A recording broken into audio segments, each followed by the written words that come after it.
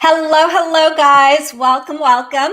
Welcome to Live with Jacqueline Valdez. I'm super excited to be here today. We have a special guest, and just seconds before we were about to go live, my phone was going crazy with people asking how they could tune in. So, super excited. You guys know him. He is one of Hollywood's most sought-after actors. He is in Murder Chose Me. So let's welcome John Nicholson to the show. Super excited. Hi, guys. Thank you for tuning in. Hello, Amanda. Hey, thank you. Thank you so much for having me, Jacqueline. I appreciate it. Very kind introduction. Thank you. Of course, it is such an honor to have you here. I'm so excited. Thank you. Oh, Thank you. How's your day going? Good? my day is going really well.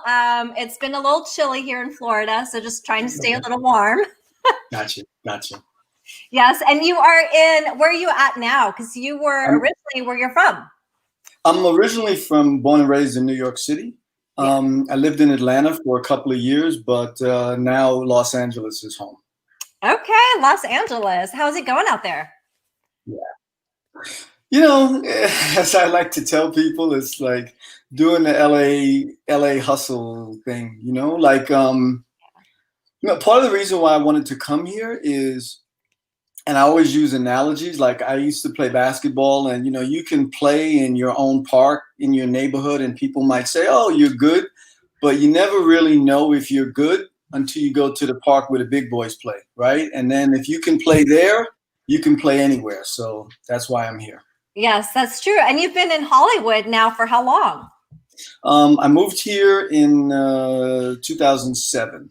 Wow. Yeah, and I love your story. I love that you had your trials and tribulations, and you had times where you almost gave up, and you more than I can remember. And you pushed through, and you really just stuck through it and followed your dream and followed your passion, and then also dedicating a lot of your acting and your skills to your mother's memory, which I have so much love for. I appreciate that. Thank you. She was and is still a very huge influence in my life. Wow. I love that so much. I have so much love for that. And I also am in the same situation where my mother passed, and she has been a huge inspiration and driving force for me to be a better woman, to help make a difference and make a change in the world. Condolences on your mom's passing. Thank you. Thank you so much. Oh, thank you, Amanda. She said we are two of her favorite people. Lots of love. Yes. So what was the strength? I know it was your mother that was a huge drive, but what was the strength that really kept pushing you and kept, shining light at the end of the tunnel for you? I think the thing is, and this will probably make me a little emotional, so bear with me. I think the thing is that she had a lot of faith in me. And she was like, if you're going to go out to LA, give it your best. And, I'll be praying for you. Aww. And so there were always those moments where I thought, oh my God, man, what am I doing? Like, because I had a regular corporate career, and like, what am I doing? And there were so many times that I was like right on the precipice of quitting.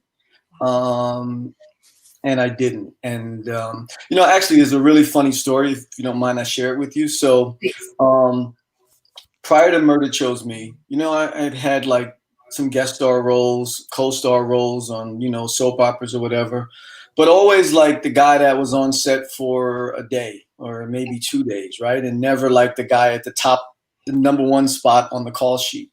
And so I was really going through a period where I was really frustrated, and just was like, I woke up one morning and I was like, okay, this is it. I've had it. I'm done with acting. I had auditioned for Murder Chose Me. I had gotten great feedback from the casting director, but then 2 or 3 weeks went by and I never heard anything. And I thought, okay, this is going to be another one of those close but not for you things, right? Right. So I contacted a recruiter and I was like, I'm going to go back to my old job, right? At least I know, the money is good and I know what I'm doing. And so the recruiter scheduled this phone call with me with a representative from HR from this company. Wow. And so here it is, I don't know, Monday, Tuesday morning. I'm sitting there, I've got like my, shirt, tie, and jacket, and sitting in my boxers in front of the computer. And I'm trying to join like Zoom, right? And for whatever reason, I can't get the Zoom call to connect. And so now I'm getting really frustrated because it's close to the time I'm supposed to meet. I know in corporate America, being prompt and timely is so important. Mm-hmm. I could not get that call to connect to save my life. I tried calling the dude on the phone to let him know, hey, I'm not flaking on you. I just can't get through. He never answered. In the meantime, my manager at the time is calling my phone. And I know she had been after me to like get new headshots or whatever. And every time I saw her call come in, I kept sending her the voicemail. And I'm trying to connect to this interview. And ultimately, after about 20 minutes or 30 minutes, I gave up. And I just remember sitting in the chair thinking, I can't believe this. Now that I don't even want to act anymore, I can't even make this interview work. And at that moment, my manager called again. And I was like, oh my God, let me just take her call and see what she wants. And I pick up the phone and she's like, John, I've got really bad news for you. And I thought, okay, okay, so it's gonna be this kind of day. And she says, are you sitting down? Yeah, I'm sitting down. I just want to let you know you booked Murder Chose Me. And I was like, I sat there, right? And I had this super emotional moment, right? Because I recognized just how close I was to quitting, right? Like I was right there. And I think, I always think back to that moment because, I've had moments since then where I felt the same way, but I realized, man, that sometimes just when you think you cannot take another step, you can't do another thing, what you want is right on the other side of that. But if you quit, you'll never know. That's such a beautiful story. I'm almost crying here. Oh my gosh. That was just, I got chills from it. It's, your angel just really stepped in for you. And I think it's just amazing that how everything worked out. It was like divine intervention. No. Yeah. And then, this is a show that, was seen in 149 countries around the world. And, 6 months later, I'm getting fan messages from fans in Saudi Arabia and Africa and all over Europe. And I always think back, I was so close to not having that moment, right? Like I was so close. Wow. And I think, this is just for anybody in the business, like anyone who's listening today, who's just starting out. There's no easy path, right? And, some people book something big the first day they move to LA. Other people are still doing the hustle for 15 years, right? But if it's your passion, if you love what you do, if you feel like acting is breathing for you, then persevere, because I honestly believe, like kind of like in a Rubik's Cube, if you just keep flipping it around, at some point the colors are all gonna align for you. Oh my God, I love that. You are so inspiring. Hello, Leslie. Thank you for tuning in. She says you're so inspiring. Hello, Manpreet. How are you guys? Thank you for everyone tuning in. I'm so excited and so honored to have you here. I love how you say like a Rubik's Cube, you just keep going and everything, the colors align.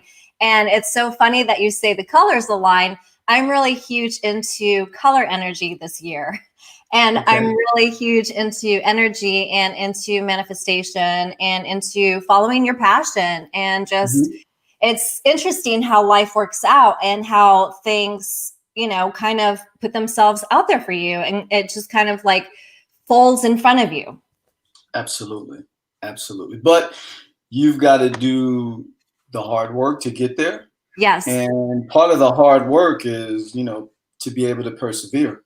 Yes. Because you're gonna have people who like jump on your bandwagon and be like, oh, you're great, and then if they don't see you do something big in 3 months, they're right back off the bandwagon again. But it's still up to you.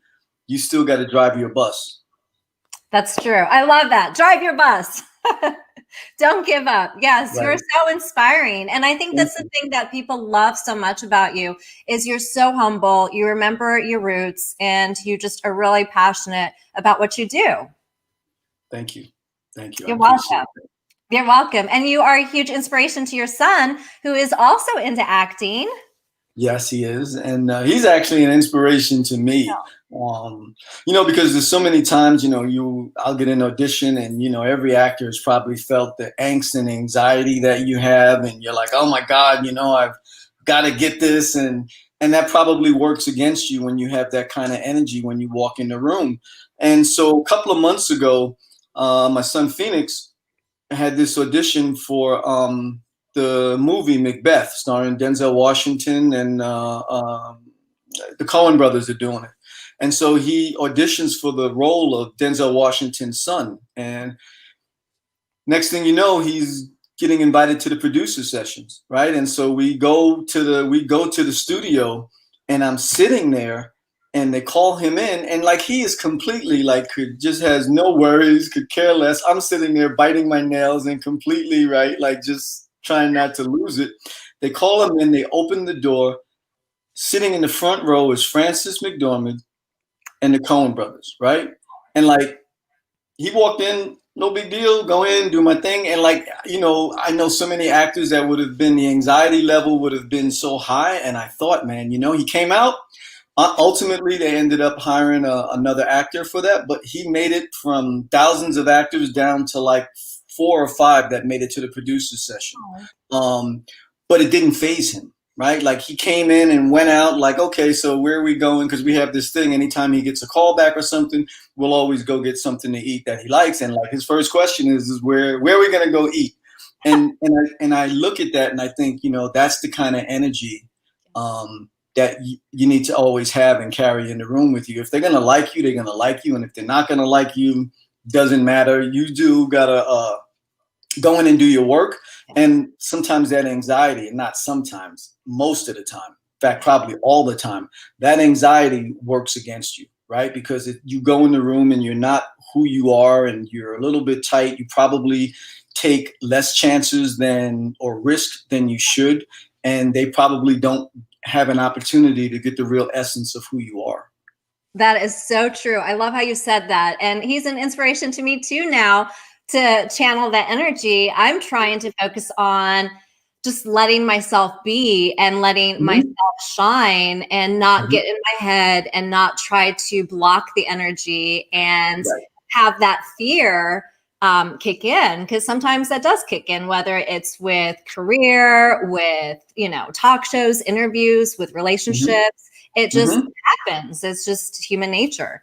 100%. Like imagine, you go on a blind date and like you want the person to like you so much that, you're all stiff, and the person might not like you. Yeah. Mainly because they may not have even had an opportunity to get the essence of who you really are because you weren't yourself. Where, when you just go in, look, you're going to like me or you're not going to like me. And if you don't like me, cool. And if you like me, well, cool. Right. And so I think that's always the goal for me. And anytime I feel myself going in the other direction, I think about Phoenix and I try and pull myself back the right way. I love it. I'm going to think about him too. And I'm going to channel his good energy. I love it. Right. Shout out. Totally. So you have been on this acting path, and you did Murder Chose Me for 3 seasons. So tell me about that journey and just playing a homicide detective. That was like literally hands down best role I've had to date, right? Because I really had an opportunity to grow into the character. In the show, I played a real life homicide detective, Rod Demery, and because he's a living person, that I think it kind of offered a bit more of a challenge, because there were days he would be on set and, in the back of your mind, you're thinking, God, man, I hope this guy is not thinking I'd never say that or I'd never walk like that. So there's one day, season 1, I show up on set and I can tell something is different because everybody is just buzzing around, and the producer comes up and the executive producer was there, and he's like, oh my God, the executives from the network are here. And, and I was, of course, you're a little bit anxious when you hear that, but it was kind of like business as usual. But what really made me nervous is they said, Rod's here. And I thought, oh my God, man, here's this guy, he's watching me. He's going to think, dude, you're totally not being like me. And I wouldn't do that or say that. And he stayed for, I guess I want to say about half the day. And And then I looked around and they told me, oh, he left. And so I thought, oh my God, thank God. But I'm wondering, like, what is he thinking? But then I get a text message from him like 10 minutes later. And he says, there's nobody on earth I think could play me better than you. And from that point on, I felt like I had license. It gave me license to kind of like, okay, I know I'm on the right path. And yeah, it just gave me the freedom to kind of just go with the character. And I think over the next 3 seasons gave me an opportunity to really grow into that role. Wow, that's incredible. Yeah, to have that freedom and to know you're on the right path and to just keep going and explore the character more. Right, right. And he and I actually became friends. I went and visited him at his home, stayed at his house on several occasions. We always hang out when he comes to LA.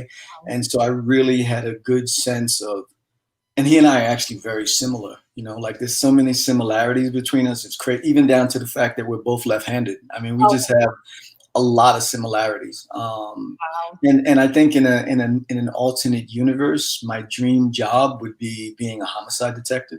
So having the chance to be in that role, Wow. it was literally the dream role. Wow, that's so cool. Yeah, like Leslie said, it's such a compliment and it's so crazy, even to the left hand, and just it was meant to be. For sure. Yeah. I love that so much. So what plans are you having for the future as far as other acting things coming up? So I'm actually working on a pilot with Amanda. As a matter of fact, Amanda and I are producing a pilot together, and I'm really excited about it. It's really the first time I've had I'm in on the ground floor of doing this. So weird how life is. 2 of my cousins that I didn't even know I had are actually living here in LA. They're both writers. And so we're doing this collaboration of writing the script with them and producing with Amanda and I. And it's going to give me an opportunity to work with Phoenix in the show. And so we're excited. It's moving along, and it's just really interesting to see how it goes from a thought to an idea to a concept to ultimately, we're going to get to the point in a couple of months where we're going to end up shooting this pilot. And it's just a blessing to be able to be part of that. Yeah, that's so exciting. Congratulations. And I can't wait to tune in and see everything just, come forth. How do you even start with something like that? If someone was to ask, how do you even begin? What tips would you give them to create this and to manifest it? So, for me, it was an idea that I had. And then in talking, Amanda and I are really good friends. And in talking with her, we just was like, yeah, I like that idea. We should do that. And you don't even know where to begin, right? Yeah. But it started with an idea. And then you bounce it off of someone who you trust and whose judgment you trust. And then that gives you a little bit more confidence to go further. And then it's like, okay, well, what would we want this to look like? And then so we kind of write down, okay, I want it to be like, this is what I see. And then I think in this particular case, what has been very eye-opening for me is before we even put any words down for the script, my cousins came up with the idea of doing really detailed character backgrounds on each of the main characters, because and what I learned is it's easy to say, this person is, so and so years old and they do this for a job. But that gives you the surface of a character. But in doing these in-depth bios, you really get to understand, how did your character get to be who they are today? Right? Like I started it, and this went on for like 4 pages. I started it from, who is this person? How did they grow up? Where did they grow up? What were their parents like? Where did they go to school? Because that's all the background stuff that makes a character real, right? And I would have never known that, but both my cousins are very insightful, and that gave me a different kind of insight. Amanda had to do the same thing for one of her characters, and I think it probably gave, I don't want to speak for her, but I think it probably gave her deeper insight into her character. And so now we're kind of at the point where now we're ready to start writing actually putting the word. And I'm excited. I just want to, I'm excited to see how it's going to go, but I love the foundation of it. Yeah, it sounds so exciting. Congratulations. Yes, Leslie's excited. She can't wait to see. Amanda said it really shows who you are. Lots of love. Oh, it's so cool. It's so exciting. And I love how everything's just so naturally unfolding, and that it came from, like you said, just an idea, and that you believe in yourself, and you have a good support system and people that you are really being open to bouncing off of each other and growing together. Well, yeah, I think the other thing is too is I was in this taking this acting class. There's a casting director. She's kind of like the queen of Hollywood. Her name is Risa Brayman Garcia. She's literally cast. If you look her up on IMDb, she's cast every big movie. Probably at least three of everyone's favorite movies is a part of movies that she cast. And so I was in her master class. And part of what she made us do is she made everybody had to write something. And I hated it. I didn't want to do it. It was like literally I had to be dragged kicking and screaming to do it. And I did it because I didn't want to go to class the next day and be the only person who didn't have something. So of course, just like in college, I waited till the very last minute to do it. And then I banged it out. And when presented in class, everyone loved it. And Risa pulls me to the side and she's like, John, I don't know why you think you hate writing, but you've got a knack for it. And you had to kind of let that in, right? Like, but I would have never gotten to it on my own because the whole thing just seemed intimidating. So I think sometimes you just got to start, right? Just start clicking on the keyboard, and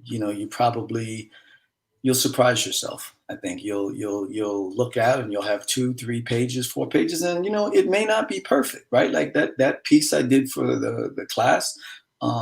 We ended up doing it in a showcase, and people said that they thought it was the funniest one of the showcase, which to me is a compliment because there's a bunch of very talented actors in that class, most of whom people would know from TV if you saw them. But it's like you just have to do it, right? Like, because otherwise you keep thinking, I'm gonna do it, or I don't know how to get started. And sometimes you just get started by just banging on the keyboards and just let the creative juices start flowing. Yes, I love it. Let the creative juices. Yeah, the longest journey, it can't start until you take the first step. So. Yes, I love that so much. And it's the same thing with me and the talk show is I just do it, and taking that first step and crossing that line of fear and not being intimidated. Like you said, you had a little bit of hesitation and just embracing that. Not a little, I had a lot of hesitation, right? Because I just thought, I'm no good at this. I can't write. I'm not a writer. This is going to be awful. But sometimes you surprise yourself. Yes, I love that so much. Don't be afraid to surprise yourself. So what other things did you want? Yeah, you're probably. Yes. What other things did you want to tell the viewers? So, I mean, just basically, I'm born and raised in New York City. I grew up in South Jamaica, Queens. I was a retail executive before I decided to become an actor. It's hard to believe that I actually quit my corporate job, literally packed up my stuff like the Beverly Hillbillies and I'm moving to Hollywood, and and I just did it. And I think back about it now and I'm like, what the hell was I thinking? Like how how did I? But yeah, here I am. I love it. And it shows that you could, take that step and make a change and change your life and lead your own, path, and not to be scared of what's going to happen, and follow your passion. Yeah, the other thing I'll say is, fans. I'll get messages from fans, and they're like, "Oh my God, I can't believe you replied back to me," right? And that always tickles me because I always tell fans, "Listen, I guarantee you, I am 300 times more happy to hear from you than you are to hear from me." Because I remember a time not very long ago, my only fans were me and Phoenix, right? Were the only fans that I had, and I always said, if I ever get blessed with the opportunity to have people that appreciate my work, I will always find. I mean, I've had strangers send me messages. I'm praying for you. Saying very complimentary stuff. You got people, complete strangers who on the other side of the world who've never met me, who are sending me messages saying they're praying for me. Like, how do I not have the time to reply back to that person? Like, I don't ever want to get to the point where that's not important, right? Like and to this day, and sometimes it takes me half the day to get through replying to all the messages. Oh. But anybody who writes me, I will always write the person back. Always. Doesn't matter. Might take a day or two, but and then people are like, "Oh, I bet you probably have, some secretary or assistant right now." No, no, I promise this is me. I'm 100%. I remember there was one fan who wrote me, and I replied back the same day.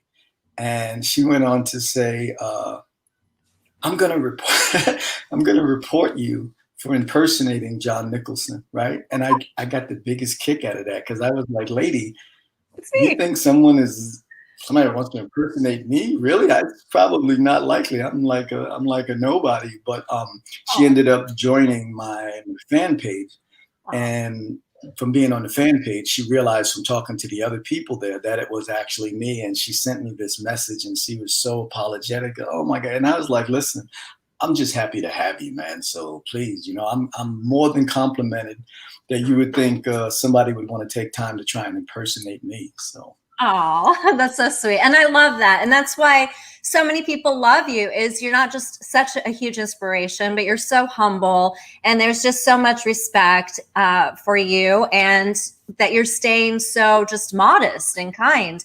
And you have a purpose in, acting and to inspire and to help others. Thank you. I appreciate that. I mean, hey, I've been like the person who walks through the scene real quick, and if you didn't pay attention, you wouldn't even know who I am. And I've been the first person on the call sheets. So I know what that feels like from top to bottom. Yeah. Yeah. No, I love that so much. Is there anyone that you wanted to do a special shout out to? Amanda, you're amazing, and I think that this project that we're going to do together is going to be really awesome. I'm excited, and Phoenix is excited, and I hope that 2021 is the year we get to make it. We get to make it happen.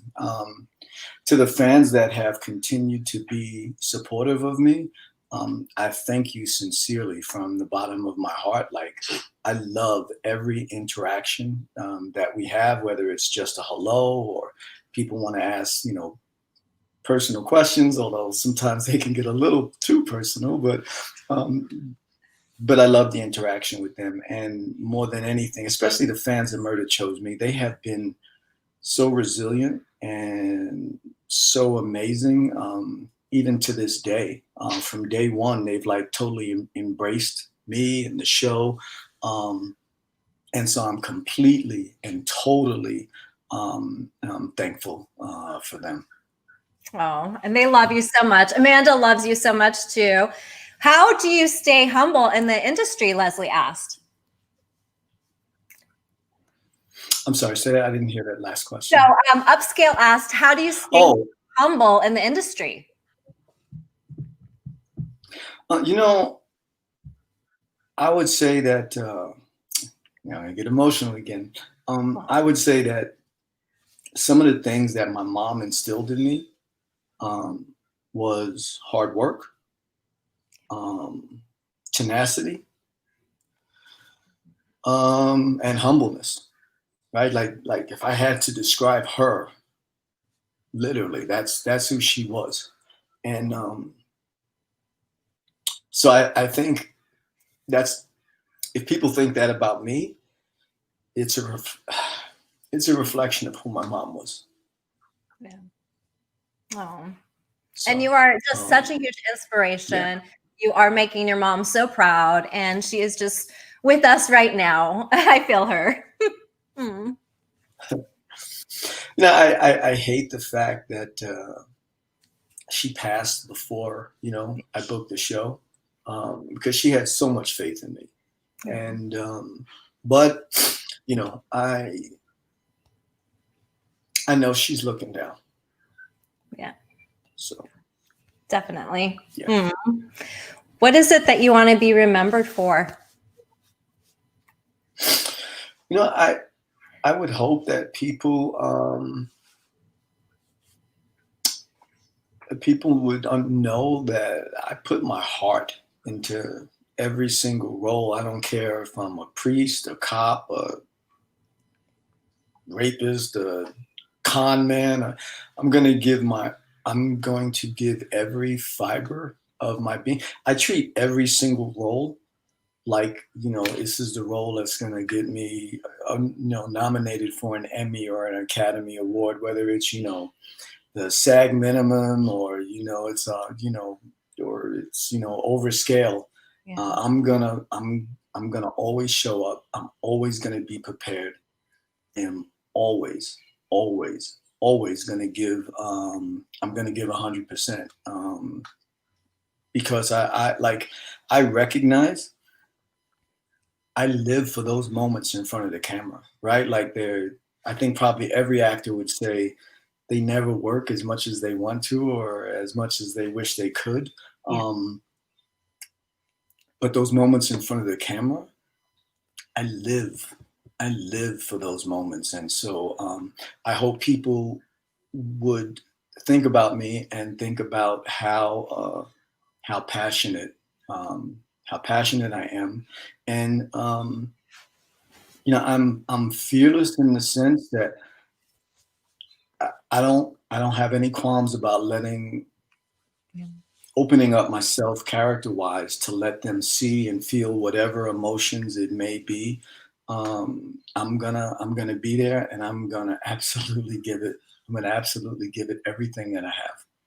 Oh, and you're such a huge inspiration, and you're such a beautiful spirit. You're so open, and you're so genuine and real, and you're just such a beautiful person.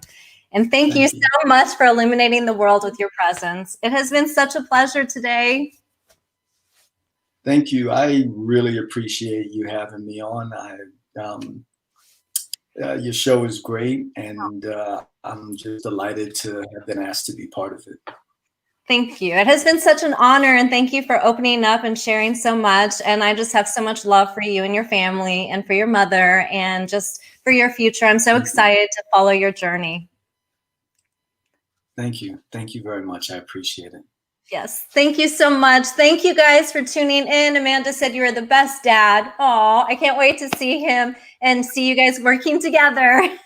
Shout out Phoenix. Yeah, I'm looking forward to it. Yes, so much. Thank you so much. It has been such a pleasure and such an honor, and lots of love.